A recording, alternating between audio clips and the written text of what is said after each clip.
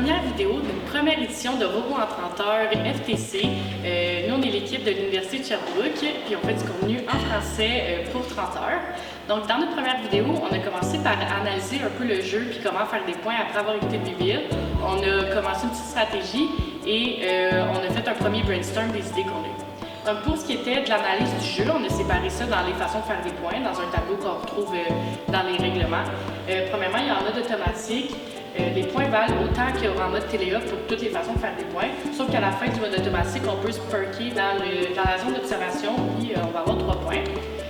Pour ce qui est des points durant le mode téléoff, il y a deux façons générales de faire des points, les samples et les spécimens. Les samples, c'est la petite brique qu'on voit ici, que nous, on a imprimé en 3D à l'université en moins d'une heure. Fait que vous pouvez les faire vous-même à l'école si vous avez les imprimés en 3D. Donc, si on les place dans le net zone, c'est 2 points, low basket, c'est 4 points, et le high basket, c'est 8 points. Et si on les met dans la zone d'observation, ça ne vaut pas de points, mais le joueur humain peut transformer nos samples en spécimens en mettant le crochet.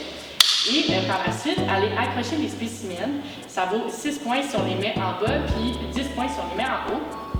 Ensuite, à la fin du jeu, on peut aller s'accrocher à différents niveaux. Donc, si on reste au sol au niveau 1, c'est 3 points, au niveau 2, c'est 15 points, au niveau 3, c'est 30 points. Et si on veut se stationner comme mode automatique dans la zone d'observation, c'est 3 points. Donc, la stratégie qu'on a décidé d'analyser, de faire avec ces points-là, c'est celle-ci.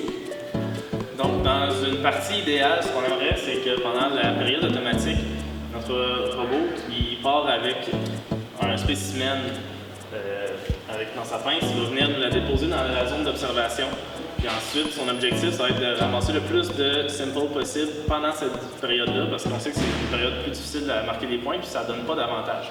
Fait qu'on va commencer par aller récupérer les 3 samples de notre couleur qui sont plus proches de la zone.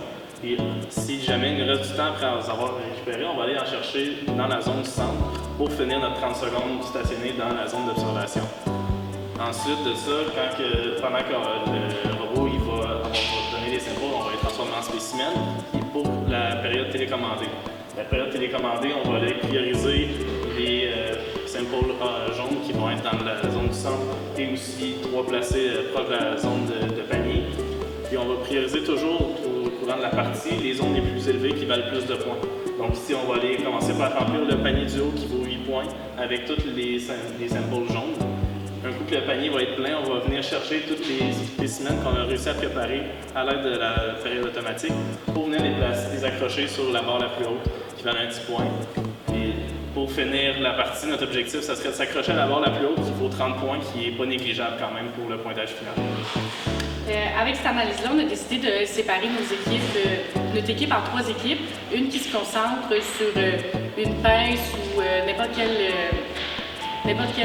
mécanisme qui va venir prendre les pièces et les déposer. On a une équipe qui travaille sur le mécanisme pour étendre au niveau les plus hauts. Et on a une équipe qui travaille sur le climb à la fin. Bonjour, on va vous parler des concepts auxquels on a pensé pour l'appréhension des pièces de jeu. Donc, on a commencé par réfléchir à 2 options qui seraient motorisées. Donc, ici, on aurait une pince qui viendrait se refermer, comme ça ici sur la pièce, ou un truc ici qui vient se refermer aussi, mais linéaire. Donc, on pourrait le prendre soit à la verticale ou à l'horizontale.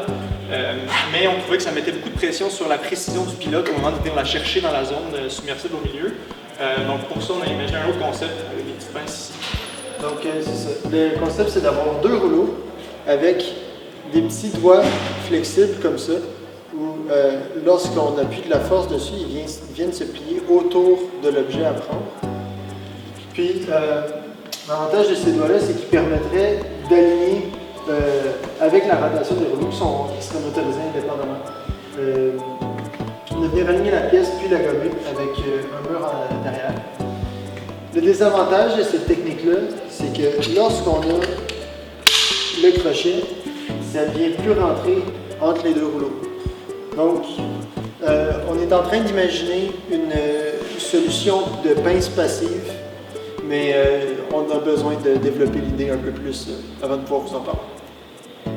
Bonjour, on va vous présenter notre brainstorm initial. Donc, nous autres, on s'est principalement concentré sur le bras du robot.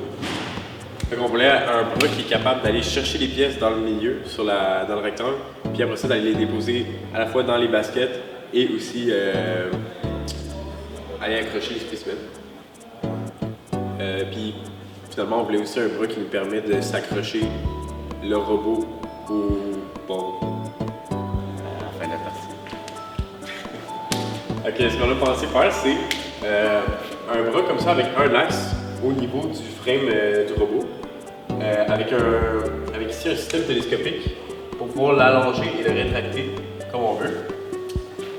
Ça nous permet vraiment d'aller comme de descendre le bras pour aller chercher les pièces, puis de l'allonger pour pouvoir aller plus loin. Puis après ça, ben, ça nous permet on peut revenir, remonter dans les airs, puis déposer les objets dans les baskets ou accrocher les spécimens sur les barreaux. On n'a pas vraiment, nous on s'est concentré surtout sur le bras, fait qu'on n'a pas vraiment pensé à la pince. Là, ici on a juste mis comme une petite pince juste pour dire qu'elle est là. Mais c'est ça. Ici on peut voir mettons, la configuration quand on s'en va chercher les pièces dans le rectangle. Puis ce serait la configuration plus quand on veut aller déposer les pièces dans les baskets, puis accrocher les spécimens. Puis avec ce système-là, on peut facilement intégrer un crochet de l'autre bord pour grimper sur la première barre. Fait que le robot fait juste mettre son crochet, gripper, puis après ça, se fait des airs avec le pied. Ce qu'on a pensé, vu qu'il y a 2 crochets ici, il y a 2 barres à s'accrocher. On prendrait le premier crochet dans le bas, et puis on pourrait se soulever avec la voie télescopique, s'accrocher sur le deuxième barreau d'en haut. Ça reste à voir comment on va exécuter ça. Sinon, les roues mécaniques. Ouais, on a juste des roues mécaniques sur le drivetrain parce qu'il n'y a pas beaucoup de contact dans FTC, c'est qu'on voulait de la mobilité, de la rapidité et de la précision. Fait que, avec ça, on peut se promener dans toutes les directions. Donc, nous autres, pour le grimpeur, pour le endgame, on va avoir un bras qui va être initialement rangé, compacté pour rentrer en 18 pouces du départ. Et quand il va être le temps de grimper sur la première tige, on va pouvoir le déployer élastiquement. Et lui, après ça, une fois que le crochet va être mis sur la tige, pour replier le robot puis qu'il se grimpe, ça va être un treuil qui va être attaché à l'arrière du robot. Et en tirant, ça va remonter la base du robot droit et raccourcir le bras qui est télescopique pour que lui, ensuite de ça, puisse se suspendre à la tige, à la verticale. Puis de la verticale, après ça, on va pouvoir déployer un autre bras qui va aller lancer le bras principal du robot qui va aller lancer le crochet pour lui se remonter sur la deuxième barre.